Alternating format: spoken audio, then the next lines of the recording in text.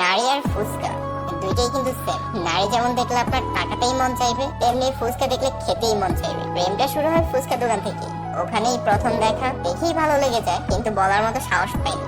চোখে চোখ রেখে বলার ট্রাই করছি, সামনে যাওয়ার সাহস পাইনি দেখে ওখান থেকে বের হয়ে গেছিলাম। পিছন দিক থেকে হঠাৎ একটা ছেলে ডাক দিয়ে বলতেছে, ভাইয়া আপনার নাম্বারটা হবে? আমি পিছন ফিরে তাকিয়ে বললাম, কেন ভাইয়া, আমার নাম্বার দিয়ে কি করবে? তখন বলে উঠলো, ওই আব্বুটা না আপনার নাম্বার চাচ্ছিল। তারপর আর কি, খুশিতে তো নাম্বারই দিয়ে দিলাম। ঠিক ওই দিন রাতে কল দিল, আমাদের অনেক কথা হলো। সম্পর্কটা শুরু হয় 4 নভেম্বর 2022 সালে। কথা হতে হতে আমাদের পরিচয় হলো। আমার দেশের বাড়ি কুমিল্লা মুরাদনগর, তার দেশের বাড়ি ছিল ময়মনসিংহ হালুয়াঘাট।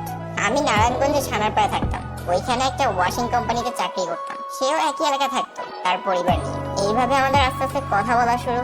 সম্পর্ক চলাকালীন 1 সপ্তাহের মধ্যে ওর নামে আমি অনেক কিছু শুনলাম আমার বন্ধুদের কাছ থেকে। যখন আমি তার নামে বাজে মন্তব্যগুলো শুনতে থাকি, তখন আমি তাকে অ্যাভয়েড করা শুরু করি।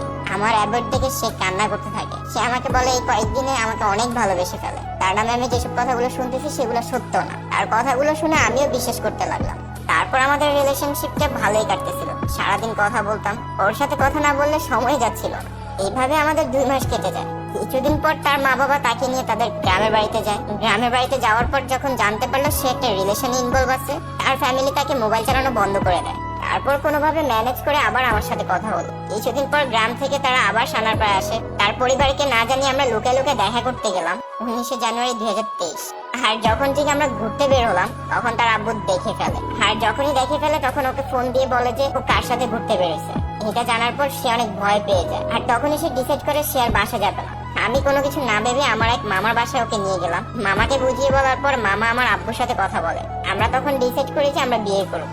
আব্বুর সাথে কথা বলার পর আব্বু রাজি হলো। তারপর 20 জানুয়ারি 2023 আমাদের বিয়ে হয়। ভালোই কাটতেছিল আমাদের সংসার। আমি ওকে আমাদের বাসায় নিয়ে যাই কুমিল্লায়। সবাই আমাদের মেনে নেয়। ভালোই কাটতেছিল আমাদের জীবন। বিয়ের 2 মাসের মধ্যে ছোটখাটো জিনিস নিয়ে ঝগড়া হতোই। আর এই ছোটখাটো ব্যাপার নিয়ে সে আমার সাথে রাগ অভিমান করে তার বাপের বাড়ি চলে যেত। তখন অবশ্য তার ফ্যামিলি মেনে নেয়।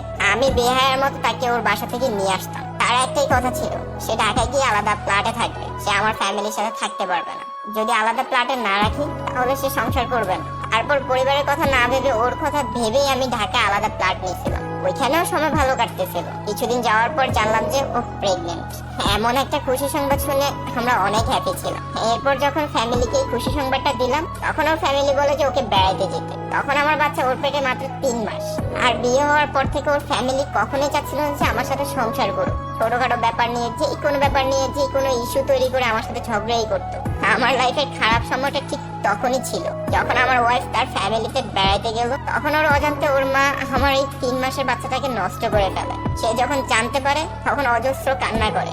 আমি যখন শুনছিলাম তখন পুরো পৃথিবী মনে হয় আমার মাথার উপর ঘুরতেছিল। কিছুদিন পর সেও তার পরিবার মতো বলতে থাকে সে আমার সাথে সংসার করবে না। তার ফ্যামিলি চায় না আমার সাথে সংসার করতে। সেও তার পরিবারের কথা শুনে সেও আমার সাথে সংসার করবে না। আর ফ্যামিলি তাকে অনেক ভয় দেখায়, তাকে মেরে ফেলার হুমকিও দেয়।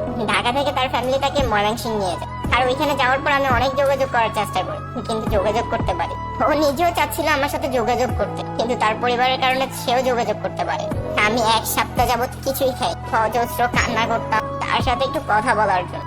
আমি ঢাকা থেকে সে চাকরি ছেড়ে দিয়ে কুমিল্লা চলে যায়। 6 জুন 2023 সে ময়মনসিংহ থেকে কুমিল্লা চলে আসে আমাদের বাসায়। তখন বলে যে তার ফ্যামিলি চায় না সে আমার সাথে থাকুক। আমি তাকে অনেক বোঝাইছি, কিন্তু সেও তার ফ্যামিলির কথা রাজি হয়ে গেল। আমি তখন ভাবতে লাগলাম সে কি সত্যি আমাকে ভালোবেসেছিল? সে তো চাইলেই ফ্যামিলির এগেইনস্টে গিয়ে আমার সাথে থাকতে পারে, আমাদের সুন্দর একটা সংসার হতে পারে। 8 জুন 2023 সে আমার বাসা থেকে নারায়ণগঞ্জ সানারপাড়ায় চলে যায়। ও ফ্যামিলির এগেইনস্টে গিয়ে আমাকে বিয়ে করলো। বিয়ের 5-6 মাস পর সে আবার তার ফ্যামিলির কথা শুনে আমাকেই ছেড়ে দিচ্ছে। আমি জানি না তার মনের মধ্যে কি চলতেছিল। সে কি আমাকে সত্যি ভালোবেসে বিয়ে করলো, নাকি প্রথম আমার যখন আমার বন্ধুদের কাছ থেকে তার নামে যে কথাগুলো শুনছিলাম সেগুলোই সত্যি ছিল। ও বাসায় গিয়ে আমাকে ডিভোর্স লেটার পাঠাইছে। আমি দেখে অবাক হয়ে গেছি। কি বলছিল আমার ভালোবাসায়? আমি তো কোনো ভুল করিনি, তাহলে এমন শাস্তি কেন আমাকে পেতে হলো?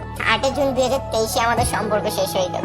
ভালোবাসা এমন কেন, যাকে পেয়েও ধরে রাখতে পারলাম না? নাকি সে চাইনি দেখে তাকে ধরে রাখতে পারিনি? আসলে একার পক্ষে তার সম্পর্ক টিকিয়ে রাখা সম্ভব না, তাই হয়তো পারিনি। আমি তাকে ভুল বুঝিনি, সে হয়তো আমাকেই খুঁজিনি, তাই আমাদের সম্পর্কই টিকাতে পারেনি।